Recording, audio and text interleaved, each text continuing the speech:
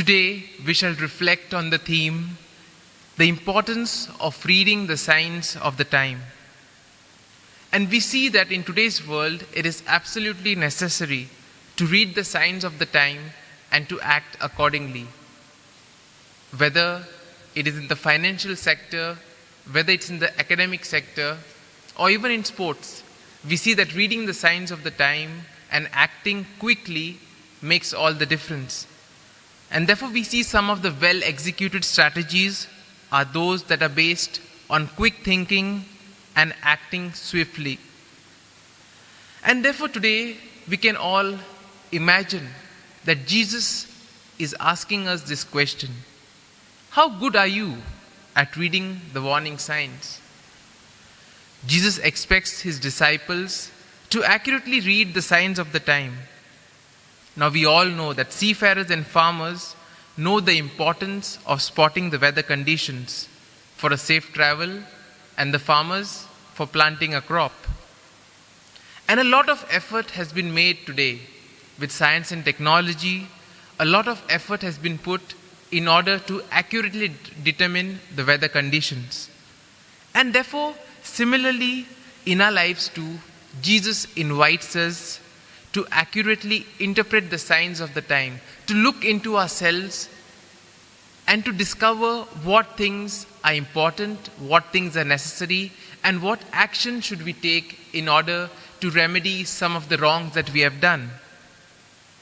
St. Paul, in the letter to the Ephesians, exhorts us to make every effort to preserve the unity. Now, St. Paul, from prison, he pleaded with his Christian brothers and sisters to live a life that was worthy of their calling. This meant that they had to be humble, they had to be meek, and at the same time, they had to be loving and caring towards one another. And this radically different way of life was necessary to preserve and deepen the early church's unity in the Spirit.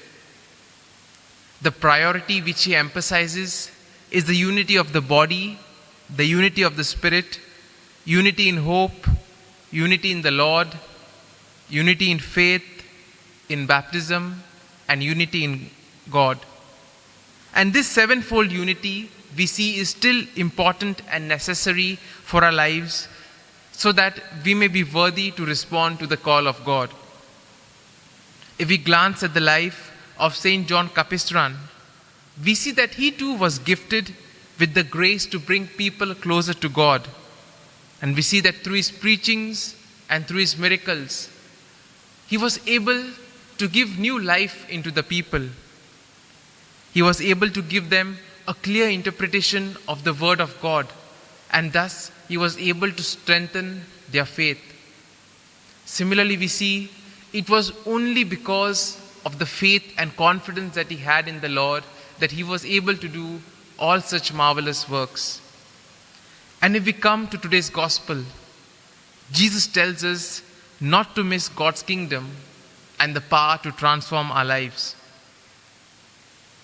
Our need for accurately discerning the spiritual condition and the moral climate around us is of vital importance if we want to avert some spiritual crisis or moral disaster. And the Lord is ready to transform our lives. He gives us the grace. He gives us all that we need in order to transform our lives and to correct the wrongs that we have done. But once again, as always, he waits for us to turn to him. And therefore, we see he has given us the Holy Spirit. He has given us the power, the peace, the joy. And all this he gives us to transform our lives.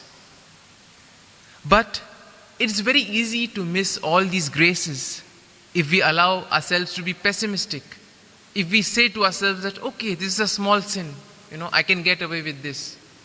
If we do such things, slowly one sin leads to another, and ultimately it becomes too late. And therefore we see that Jesus in today's gospel uses a very vivid illustration.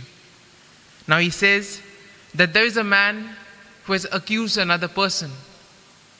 And they see that the other person, knowing that his case is not that strong, he tries to settle it with the other man before going to court. And here we see that that other person is acting wisely, because since he knows that his case is not very strong, he definitely knows that when he goes to the court, the judge will give him a harsh sentence. And therefore, when he has the opportunity, he tries to lessen the troubles that he has. And similarly, Jesus invites us to do the same. When we have the opportunity, when he gives us the chance to turn to him, he tells us, make use of that opportunity, and at that time to repent and come to him. But if we say that we shall do it later, or if we say that, okay, nothing is going to happen, it may become too late for us. But Jesus is ready to set us free with the Holy Spirit. He has given us the gift of the Holy Spirit. And all of us are in need of God's mercy. All of us are in the situation of sin. And here, God gives us the power to come out of this situation. The Lord Jesus is a physician and a healer. And therefore, he is ready to set us free from any sinful patterns of thinking, acting, and speaking. If we give our lives over to him, he will fill us with the Holy Spirit, and he will give us a new heart that is transformed, a new heart that is willing to share with others, to be united with him and to be united with the others. So today, in a very special way, let us pray for ourselves that we too may be able to discern the signs of the time, that we may know what is important in our lives, that we may introspect and see where we are going wrong. And at the same time, let us also pray for unity. Unity in the church, unity in our families, as well as unity in our society. Amen.